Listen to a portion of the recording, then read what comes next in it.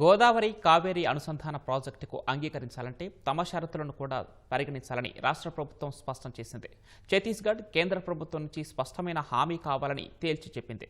గోదావరికి ప్రత్యామ్నాయ జలాలు వచ్చే వరకు ఏపీకి నీటి వాటాలో ఢోకా లేకుండా చేస్తామని లిఖితపూర్వక ఒప్పందం జరగాలని ఏపీ డిమాండ్ చేసింది. తమ వాటాల గురించి తేల్చాలని కర్ణాటక, మహారాష్ట్ర, కేరళ రాష్ట్రాలు పట్టుబట్టాయి. ఢిల్లీలో కేంద్ర జలశక్తి మంత్రి సిఆర్ పాటిల్ అధ్యక్షతన జరిగిన జాతీయ జల అభివృద్ధి సంస్థ సమావేశంలో గోదావరి కావేరీ అనుసంధాన ప్రాజెక్టుపై రాష్ట్ర ప్రభుత్వం తమ వాదనలు గట్టిగా వినిపించింది. ఉత్తరప్రదేశ్ ముఖ్యమంత్రి యోగి ఆదిత్యనాథ్, కర్ణాటక ఉప ముఖ్యమంత్రి డీకే శివకుమార్, పలు రాష్ట్రాల మంత్రులు, జలశక్తి శాఖ కార్యదర్శి కాంతారావు, జాతీయ జల అభివృద్ధి సంస్థ డైరెక్టర్ జనరల్ బాలేశ్వర్ ఠాకూర్, కేంద్ర జల సంఘం చైర్మన్ అనుపం ప్రసాద్ ఈ భేటీలో పాల్గొన్నారు. ఎజెండాలోని మిగతా అంశాలతో పాటు గోదావరి కావేరీ అనుసంధానంపై చర్చించారు. ఏపీ జలవనరుల శాఖ సలహాదారు వెంకటేశ్వరరావు, అంతర్రాష్ట్ర జలవనరుల విభాగం చీఫ్ ఇంజనీర్ సుగుణాకర్రావు రాష్ట్రం తరపు వాదనలు వినిపించారు. ప్రభావిత రాష్ట్రాల ప్రతినిధులు వారి అభిప్రాయాల్ని వెల్లడించారు. ఛత్తీస్గఢ్ ఇప్పటిదాకా తన వాటా మేరకు నీళ్లు వాడుకోలేదని, ఆ నీటితో గోదావరి కావేరీ అనుసంధానం చేపడతామని చెబుతూ తమ నీళ్లు తాము వాడుకునేందుకు ప్రాజెక్టులు నిర్మించుకుంటామని చెబుతోందని ఆంధ్రప్రదేశ్ వాదించింది. గోదావరి ద్వారా కావేరికి తరలించే నీటిని హిమాలయ నదుల నుంచి మహానదికి, అక్కడ్నుంచి గోదావరికి మళ్లిస్తామని చెబుతుండడాన్ని ప్రస్తావించింది. ఈ రెండు ప్రతిపాదనలు కనీస స్థాయిలోనూ ప్రారంభం కాలేదని తెలిపింది. మహానది నుంచి గోదావరికి నీళ్లు ఎప్పటికొస్తాయో తెలియదన్న ఏపీ ఈలోపు కావేరికి అనుసంధానిస్తే తాము నష్టపోతామనే వాదనలు వినిపించింది. ప్రాజెక్టుకు అంగీకరించాలంటే తమతో కేంద్ర ప్రభుత్వం, ఛత్తీస్గఢ్ లిఖితపూర్వక ఒప్పందాలు చేసుకోవాలని స్పష్టం చేసింది. మహానది నుంచి గోదావరికి ఎప్పటికి నీళ్లు తీసుకొస్తారో కేంద్రం చెప్పాలని కోరింది. అప్పటిదాకా ఛత్తీస్గఢ్ తమ వాటా నీళ్లు వాడుకోబోమని అంగీకరించాలన్న ఏపీ ప్రభుత్వం ఈ ఒప్పందాలన్నీ చట్టపరిధిలో జరగాలని తేల్చి చెప్పింది.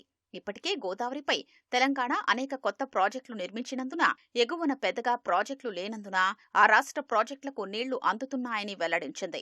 ఎగువ రాష్ట్రాలు ప్రాజెక్టులు చేపడితే గోదావరి పరివాహక ప్రాంతంలో జలాల లభ్యతపై అంచనాలు కొత్తగా తయారు చేయాలని తెలిపింది. ఇప్పుడున్న అవసరాలు పోను, ఇంకా నదిలో నీరు ఎంత ఉంటుందో లెక్కలు తేల్చాలని సమావేశంలో ఏపీ అధికారులు పట్టుబట్టారు. గోదావరి కావేరీ అనుసంధానంలో నాగార్జునసాగర్, ఇతర రిజర్వాయర్లను వాడుకుంటామని చెబుతున్నందున అనుసంధాన ప్రాజెక్టులో కొత్త బ్యాలెన్సింగ్ రిజర్వాయర్లు కట్టాలని కోరింది. గోదావరి కావేరీ అనుసంధానం ఇచ్చంపల్లి నుంచి చేపడితే అంగీకరించమని, పోలవరం నుంచి అనుసంధానించాలని రాష్ట్రం స్పష్టం చేసింది. పోలవరం నుంచి ప్రకాశం బ్యారేజీ, బొల్లాపల్లి రిజర్వాయర్, బనకచర్ల, సోమశిల మీదుగా జలాలు తరలించాలి అనేది తమ ప్రణాళికగా వివరించింది. ఈ అలైన్మెంట్ను పరిగణలోకి తీసుకోవాలని కోరింది. తుంగభద్రకు అనుబంధంగా కర్ణాటక చేపట్టిన బెంటి వరద అనుసంధాన ప్రాజెక్టులో ఏపీకి నీటి వాటా పెంచాలని డిమాండ్ చేసింది.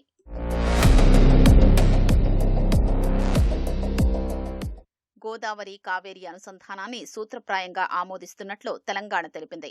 మళ్లిస్తున్న నీటిలో 50% తమ రాష్ట్రానికి ఇవ్వాలని డిమాండ్ చేసింది. కొత్తగా 2 రిజర్వాయర్లు నిర్మించడంతో పాటు ఆయకట్టును బట్టి అవి మార్చుకునేలా ఉండాలని స్పష్టం చేసింది. ప్రస్తుతం ట్రైబ్యునల్ విచారణ కొనసాగుతున్నందున ఆలోగా అనుసంధానంపై నిర్ణయం తీసుకోవద్దని తెలిపింది. ట్రైబ్యునల్ నిర్ణయాలు వెల్లడయ్యాక అడుగు ముందుకు వెయ్యాలని తేల్చి చెప్పింది. ప్రాజెక్టు తమకు పూర్తి సమ్మతమేనని, త్వరగా చేపట్టాలని తమిళనాడు ప్రభుత్వం తెలిపింది. ఇతర రాష్ట్రాలకు 40 టీఎంసీలు పంచుతూ తమకు 30 టీఎంసీలే ఇస్తామంటున్నందున మరో 10 టీఎంసీలు కూడా కావాల్సిందేనని కర్ణాటక డిమాండ్ చేసింది. కావేరీ పరివాహకానికి నీళ్లు తరలిస్తూ తమకు నీటి వాటాలు లేకుంటే ఎలా అని కేరళ ప్రశ్నించింది. గోదావరి పరివాహకంలో ఉన్న తమ రాష్ట్రాన్ని ఇందులో పరిగణలోకి తీసుకోలేనందున తమకు నీటి వాటా ఉండాలని మహారాష్ట్ర షరతు పెట్టింది. గోదావరి కావేరీ అనుసంధానంపై ఇప్పటికే 6 సార్లు భాగస్వామ్య రాష్ట్రాలతో సంప్రదింపులు జరిపినా ఏకాభిప్రాయం రాలేదని కేంద్ర మంత్రి సిఆర్ పాటిల్ అన్నారు. అన్ని రాష్ట్రాల ముఖ్యమంత్రులతో సమావేశమై ఈ అంశాన్ని కొలిక్కి తెద్దామని సూచించారు.